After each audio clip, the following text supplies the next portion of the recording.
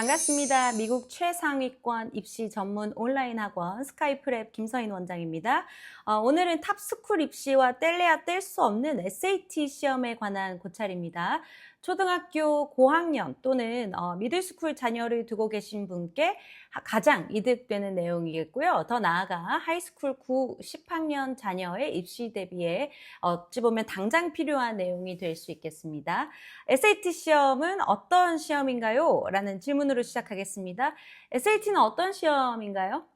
우리 이 영상을 보고 계신 학부모님들의 답변이 좀 궁금해집니다. SAT는 바로 Scholastic Assessment Test, 즉 학업 평가 시험이고요. 간단히는 Readiness for College, 대학 진학에 필요한, 대학 진학에 대한 준비 상태를 이제 측정하는 시험이라 볼 수 있겠습니다.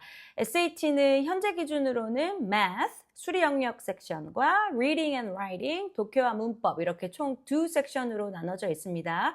Math 섹션의 경우 Algebra 1, 2 그리고 기본적인 Statistic, Geometry, Trigonometry 이 순서대로 문제가 할당이 되고요. 수학 섹션에서 크게 힘들어하는 친구들도 비교적으로 이제 기본적인 개념을 좀 다지고 잘 정리하고 문제풀이 연습을 탄탄히 한다면 뭐 크게 어려워하는 섹션이 아니기 때문에 오늘은 verbal 섹션을 집중적으로 파헤쳐 보겠습니다. SAT 시험 출제 기관이죠. 칼리지 보드에 따르면 SAT Reading, Writing 이 언어 영역은 학생의 읽기 및 쓰기 능력을 다음 4가지 영역으로 구분한답니다. 자, number 1, information and ideas. 정보 및 아이디어. 요거는 이해력, 분석력, 추론 능력 및 지식을 측정하고요. 또 지문 및 그래프를 읽고 파악한 후 해석, 평가 및 통합하는 능력을 측정하는 부분입니다. Number 2, craft and structure, 구성 및 구조죠. 문맥 속에서 활용도가 높은 단어와 구를 이해 및 사용하고 또 텍스트를 수사적으로 평가하며 지문 간의 연관성을 파악하는 데 필요한 이해력, 어휘력, 분석력, 종합력, 추론 능력을 측정한답니다. 자, number 3, expression of ideas, 아이디어의 표현. 글의 표현 효과를 높이고 특정 수사적 목표를 달성하기 위해 지문을 수정하는 능력을 측정한답니다. 자, 그리고 마지막 number 4, Standard English Conventions, 표준 영어 규칙이죠.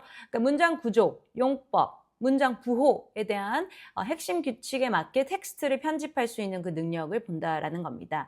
자, 이 4가지 영역에 대한 그 내용을 제가 간단하게 요약 드릴게요. SAT 언어 섹션은요.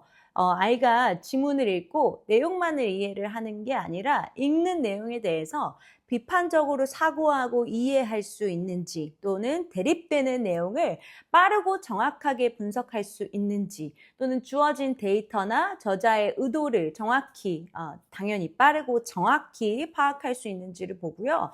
또 표준 영어 규칙을 얼마나 섬세하고 정확하게 이해하고 사용할 줄 아는지 그리고 마지막으로 지문에 근거하여 정답을 빠르게 도출해낼 수 있는지를 평가하는 겁니다. 이게 뭘 의미하는 걸까요?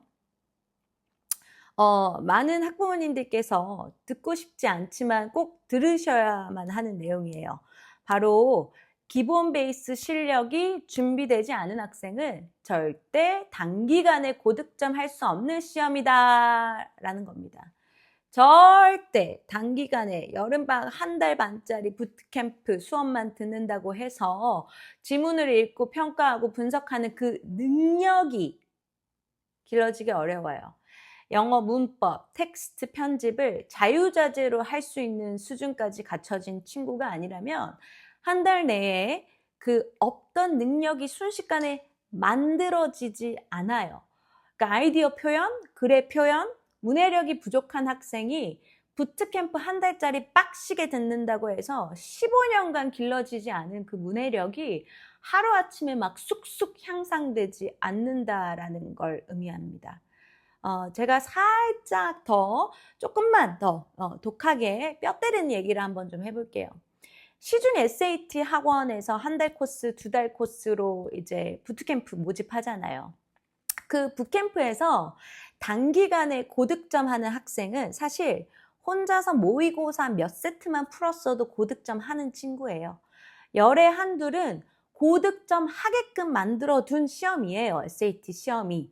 그러니까 이게 모든 아이가 고득점을 못하도록 뭐 이제 디자인된 시험이 아니라 딱 열의 한둘은 쉽게 고득점 할 수 있게끔 의도적으로 디자인된 시험이거든요. 그러니까 누구 뭐 몇 학년 몇 반 누구가 이번에 어디 학원에 부트캠프 듣고 1550 찍었다더라, 뭐 1600 찍었다더라, 만점에 가깝다더라, 그런 얘기 하잖아요. 근데 그 친구는 아마 독학으로 문제집 몇 세트만 혼자 풀었어도 고득점 했을 아이라는 거예요.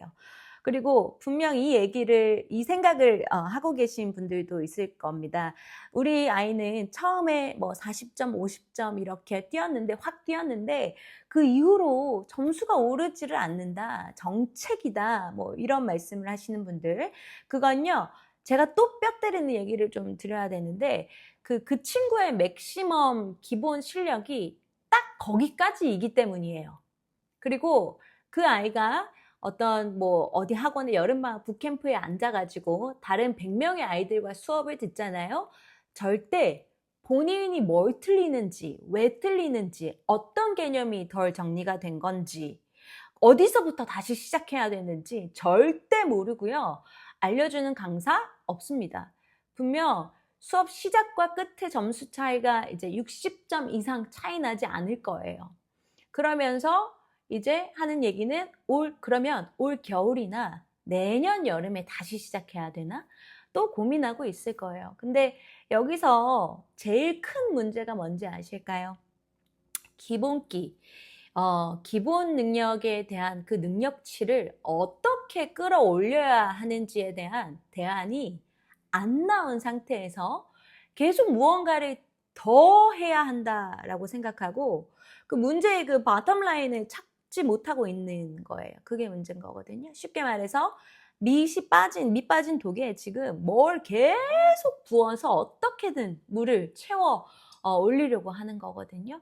근데 제가 학원을 운영하는 사람이기 때문에 이 사실을 가장 적나라하게 알고요. 또 가장 어떻게 보면 공개하기 꺼려지는 부분이기도 해요. 제가 이 얘기를 이렇게 공공연하게 해가지고 단기적으로 얻는 게 없어요. 오히려 반대로 뭐 제가 조금만 더 하면 될 것 같아요. 우리 땡땡 누구누구는 조금만 더 하면 이제 문제풀이 뭐 할 수 있는 노하우가 생겼으니까 올 겨울에 좀 더 집중적으로 다시 한번 공략을 해보면 점수대는 오를 것 같습니다. 뭐 이런 비슷한 맥락의 얘기를 해야 제가 돈을 더 쉽게 많이 벌어요. 그럼 이제 저는 SAT를 준비하는 학생과 우리 학부모님들께 이제 어떤 조언을 드리냐 궁금해 하실 것 같은데, 저는 우선 모의 시험이든 뭐 실제 시험이든 한번 부담 없이 본인이 갖고 있는 평소 실력으로 응시해보자 라고 하고요. 그리고 점수가 나오면요, 똑같은 문제풀이를 다시 시켜봐요. 이 아이가 왜 해당 점수를 받을 수밖에 없었는지 문제 유형별로 분석을 해서 문제점, 약점을 뿌리부터 어드레스를 합니다. 그리고 만약에 기본 베이스가 너무 무너져 있는 친구들은요, 제가 과감하게 얘기를 해요. 이거 1년 정도 걸릴 것 같은데 기본기부터 다지는 걸 하겠냐? 그 공부를 하겠냐? 아니면 그 시간에 다른 리서치 활동이나 엑스트라 커리큘럼 활동으로 메꿔서 우리 입시의 승부수를 보겠냐. 그리고 아무리 공부해도 6개월 안에 100점 이상은 뭐 안 오를 것 같다, 이런 친구들도요, 내 말 안 듣고 제 말 안 듣고 다른 데 가서 6개월 투자하면서 다른 과외 활동 하나도 못하고 시간 허비하고 다시 돌아온다 해도 저는 안 받아준다라고 얘기를 해요. 자, 그럼 반대로 점수대가 이미 초반부터 안정권이거나 기본기가 좀 탄탄하다라고 보여지는 아이들은요, 저는 바로 푸시합니다. 이거 한 달 동안 집중 공략해서 독해 실력 또는 이제 문법, 뭐 개념 정리만 집중해서 파자. 그러면 언어 점수 확 오를 거고, 또 수학은 어디 문제 유형만 집중적으로 개념 정리 싹 해서 그 해당 문제 조금 더 거뜬하게 잘 풀게끔 하자. 그리고 그 이후에 이제 개념 정리가 탄탄히 다져진 이후에 문제풀이 이제 몇 세트 연습하고 시험 응시하면 1500 이상은 일단 나온다라고 이제 말하죠. 어, 대학 입시에 있어서 SAT 점수가 매우 중요한 건 사실이에요. 탑스쿨에서 SAT 점수 무조건 제출하라고 합니다.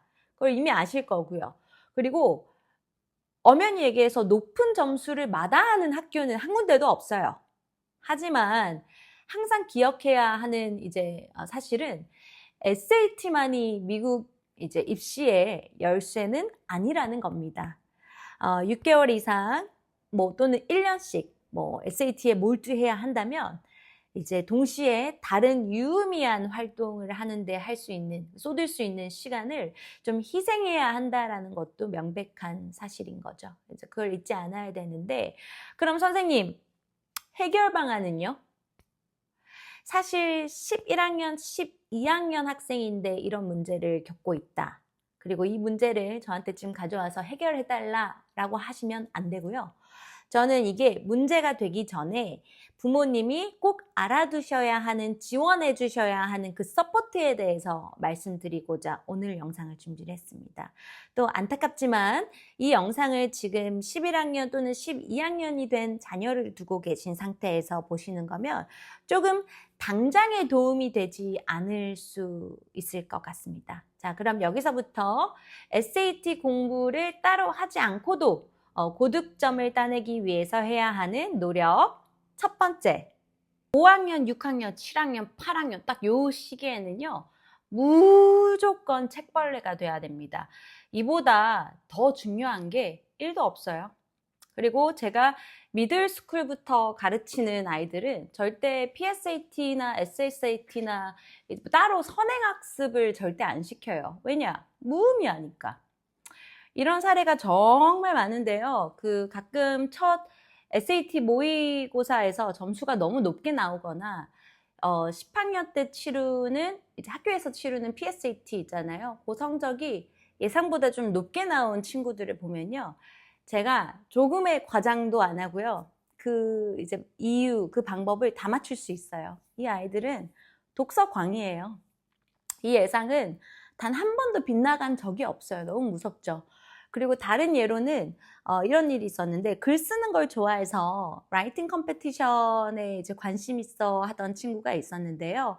9학년이었고 한 번도 뭐 라이팅 과외를 받거나 따로 이제 뭐 체계적으로 공부한 적은 없던 친구였어요. 그럼에도 불구하고 라이팅 샘플을 봤는데 너무 창의적인 그 플롯과 또 되게 다채로운 어휘력을 이제 발휘한 그 피스를 써왔더라고요. 그리고 이제 제가 그 어머님께 그래서 했던 첫 질문이 이 친구 독서량이 얼마나 되나요? 였어요. 그리고 이 친구는 너무 당연하게도 PSAT 이제 문제풀이는 거의 조금 시키고 SAT 대비 따로 안 시켰어요. 근데 그러고도 SAT 언어 섹션에서 매우 높은 점수를 땄고 얘는 영문학으로도 대학 갔어요.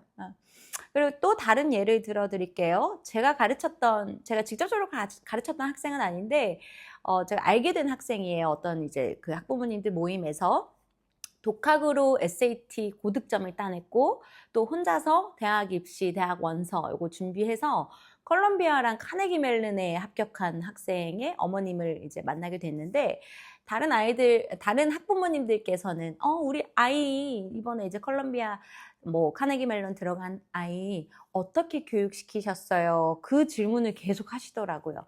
근데 이제 그 학생의 어머님의 대답이 흥미로웠던 게 정말 아무것도 시킨 게 없다. 그래서 너무 시킨 게 없어서 아이한테 미안할 정도다. 뭐 이렇게 대답을 하셨는데 제가 그때 딱 질문 하나 했거든요. 어머님, 아이 독서량이 어떻게 되나요? 그러니까 그 어머니께서 하시는 말씀이 독서는 아이가 이제 책을 놓으라고 해도 안 놓을 정도로 많이 했고요. 그리고 7학년까지는 거의 매일 도서관에 갔어요. 라고 하셨어요. 그러니까 이 레파토리에서 제가 권해드릴 수 있는 가장 최고의 SAT 대비법 발견하셨죠? 독서예요. 아이들의 문해력이 폭발적으로 성장하는 시기죠. 초등학교 고학년부터 미들스쿨까지 독서하는데 시간, 돈 투자하시잖아요. 그러면 나중에 뭐 7,000불, 8,000불, 만불 하는 SAT 수업 뭐 그런 학원이나 과외에 돈 안 들이시게 될 거예요. 따로 시간 내 가지고 여름방학이든 주말이든 뭐 SAT 학원 또 안 가도 되기 때문에 그 시간에 다른 리더십 활동, 스포츠 활동, 봉사 활동 더 많이 할 수 있게 돼요. 이게 그 당장은 그 중요성을 못 느끼실 수 있는데 명문대냐 아니면은 그 가까운 뭐 집 앞에 어디 대학이냐의 그 차이가 여기서부터 만들어지고요. 이건 엄연히 부모가 해줄 수 있는 영역이에요. 너무 쉬운 대비책이어서 간과하실 수 있을 것 같습니다만 이걸 지금 초등학교 고학년에서 미들스쿨인 아이가 하지 않고서 나중에 하이스쿨 들어가잖아요. 분명히 SAT 공부를 하니 마니 뭐 이 주제가 되게 골치 아프게 될 겁니다. 그리고 그때 딱 이 영상의 내용이 딱 하고 생각나실 거예요. 저 입시학원 원장이잖아요. 그러니까 SAT 대비하세요, 수업 들으세요 해야 돈 버는 입장입니다. 그럼에도 불구하고 이 쉽고 간단한 제일 가장 효율적인 방법을 효율적이고 효과적인 대비책입니다 라고 하고 말씀드리는 거니까 꼭 기억하시고요. 아니요, 기억만 하시지 마시고요. 당장 클래식 고전 전집 사셔가지고 하루에 한두 시간은 엄마 아빠랑 이제 함께 리딩을 하는 습관을 들이시길 바랍니다. 책을 대신 읽어주시라는 거 아닙니다. 그냥 옆에 앉아서 엄마 아빠와 함께 독서하는 시간을 가지시라를 말씀을 드리는 겁니다. 자, SAT 공부를 따로 하지 않아도 고득점을 따내기 위해서 해야 하는 노력 두 번째입니다. 두 번째는요, 어휘력이에요. 어휘가 안 받쳐주는 아이가 문해력이 폭발적으로 늘 수 없어요. 그리고 근데 이제 어휘를 학부모님 세대가 공부했던 방식으로 그 암기식으로 시키시면 안 되고요. 하루에 50개 외우는 거 대신에 10개만 외운다고 해도 고퀄리티의 이제 어휘력 공부를 해야 합니다. 어휘가 뭐죠? 보캐블러리 수도 없이 듣잖아요. 공부해야 한다 뭐 이렇게. 근데 그 공부 방법이 어떻게 되나요? 그러니까 어휘는 오케이. 반복적으로 외우는 것도 중요하지만 가장 중요한 건 적절한 맥락에서의 그 뜻을 내가 이해하는가를 확인을 해봐야 한다라는 겁니다. 그러니까 단어와 뜻을 달달달달달달 외우라는 게 아닙니다. 그렇게 하시면 나중에 문해력 실력을 키워야 할 때 즉 그 단어의 뜻을 더 넓은 맥락과 글의 의도에 적절히 맞게 넣어서 함께 이해를 해야 하는 시기가 왔을 때 그걸 못한다는 거예요. 매우 큰 그 디스커넥이 생긴다라는 건데, 그러니까 또 말하지만 여름방학 SAT, 단기학원 뭐 이런 거 가서 하루에 막 50개, 100개씩 막 달달달달 외우잖아요. 그게 지문 해석까지 연결이 돼야 되는데 연결이 안 된다. 디스커넥이 생긴다라는 겁니다. 그러니까 해당 단어의 뜻을 그냥 무슨 다른 외국어 공부하듯이 단어 뜻 이렇게만 외워버렸지 사실상 학생이 사용할 줄을 모른다는 겁니다. 이거 대참사예요. 시간을 쓸 대로 썼는데 내가 지문에서 이 단어를 보거나 문제 세트를 풀 때 적합한 맥락 내에서 사용할 줄을 모르니까. 어휘는 또 미들스쿨에 잡아야 합니다. 보켓북 있죠? 제가 좋아하는 보켓북이 몇 가지 있는데 문장 만들기 연습 많이 시키고요. 학생이 샘플 문장 만들기 많이 시키는 그런 보켓북이 있어요. 그런 교재 위주로 많이 훈련하고요. 아니면 가장 심플하게 본인이 새로운 문장을 만드는 걸 노트장에다 공책에다가 기록하는 거예요. 그리고 그걸 영어 선생님께서 계속 모니터링을 해주고 적절히 맥락에 맞게 사용할 줄 아는지 또는 이제 창의적인 내용으로 그 단어를 활용할 줄 아는지를 보는 거죠. 그리고 요즘 AI 활용해서 검색만 해봐도 샘플 문장 정말 많이 나오거든요. 그러니까 그거를 따라 쓰면서 단어를 그 문장의 맥락과 함께 그 뉘앙스와 느낌을 함께 흡수해야 한다라는 겁니다. 근데 그렇게 안 하고 다시 달달달달 외우기만 하잖아요. 절대 SAT 점수 올리는데 도움 안 됩니다.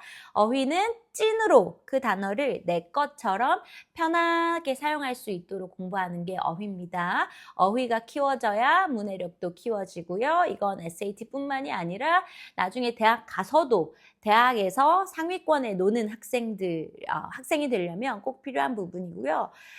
그리고 사실 더 엄연히 얘기하면 문과든 이과든 대학 가서 에세이를 잘 써야 인정받거든요. 그러니까 교수들이 라이팅 잘하는 애들 데려다가 리서치 시켜요. 왜냐면 데이터를 수집하고 분석한 거를 라이팅으로 풀어내야지 이제 논문이 만들어지거든요. 그럼 뭐예요? 라이팅을 잘해야 되는데 그 이전에 뭐예요? 어휘가 받쳐줘야 된다라는 거죠. 내가 실제로 그 단어를 가지고 문장을 만들고 붙이고 뭐 생성해낼 줄 알아야 된다라는 겁니다. 제가 오늘 이제 SAT 고득점을 주제로 독서 그리고 어휘력을 키우는 중요성과 방법에 대해서 말씀을 드렸는데요. 제가 이제 오랜 시간 아이들을 가르쳐 보니까 책을 꾸준히 습관적으로 읽는다는 것, 독서를 가까이 하는 루틴이 있다는 건 아이의 정서 지능이 향상되고요. 어휘력이 풍부해지고 언어 발달이 이제 향상되고요. 사고력, 상상력, 분석력, 그리고 문장 구조와 문법에 대한 이해는 물론이고 사실 더 나아가서 감정 표현 능력, 공감 능력 등 학습적 그리고 정서적 발달에 필요한 정말 많은 요소를 기르는데 큰 도움이 된다는 거예요. 이거는 수많은 연구 자료가 대변하기도 하고요. 저뿐만이 아니라 세계적으로 정말 이제 저명하신 그런 교육자들이 입을 모아서 강조하는 부분이기도 하죠. 어휘는 다시 달달달달 외우는 건 우리 부모님 세대에서나 먹혔던 방법이죠. 왜냐, 영어가 외국어였기 때문에 영어 단어 뜻 이렇게만 알아도 됐으니까요. 하지만 미국에서 공부하고 또 미국 대학을 준비하는 학생이라면 영어 단어 뜻 이렇게만 알아서는 현저히 부족합니다. 그 단어를 본인의 데일리 랭귀지처럼 실제로 사용할 줄 알아야 된다는 거 다시 한번 상기시켜 드리는 바입니다. SAT관에서는 사실 할 수 있는 얘기가 수도 없이 많고요. 엄연히 따지면 그 개개인의 학습 능력과 수준에 따라 득이 되는 조언이 좀 차별화가 돼야 되기 때문에 제가 일반화된 내용을 가지고 무조건 이렇게 하세요 라고 말하기는 힘든 부분이 정말 분명히 있습니다. 근데 그럼에도 불구하고 앞서 말씀드린 독서랑 어휘력은 미들스쿨까지는 자리가 잡혀야 나중에 SAT 대비 과정에서 정말 유용하게 쓰이고요. 더 나아가서 SAT 이후 그리고 대학 진학 이후에도 우리 아이가 상위권 실력을 유지하는 데 꼭꼭꼭 필요한 부분이기 때문에 진짜 실력을 키우는 데 필요한 내용이라 생각해 주시는 게 가장 알맞겠습니다. 오늘 공유드린 내용이 우리 학부모님의 자녀 교육 계획에 도움이 되었길 바랍니다. 저의 교육 방식에 공감하신다면 언제든지 망설이지 말고 문의 주시고요. 대표 이메일이나 상담 번호로 문자 남겨주시면 제가 직접 확인하고 빠르게 답변 드리겠습니다. 마음이 자라야 실력도 자랍니다. 지식이 아닌 성장을 가르치는 교육 스카이프랩 김서인 원장이었습니다. 감사합니다.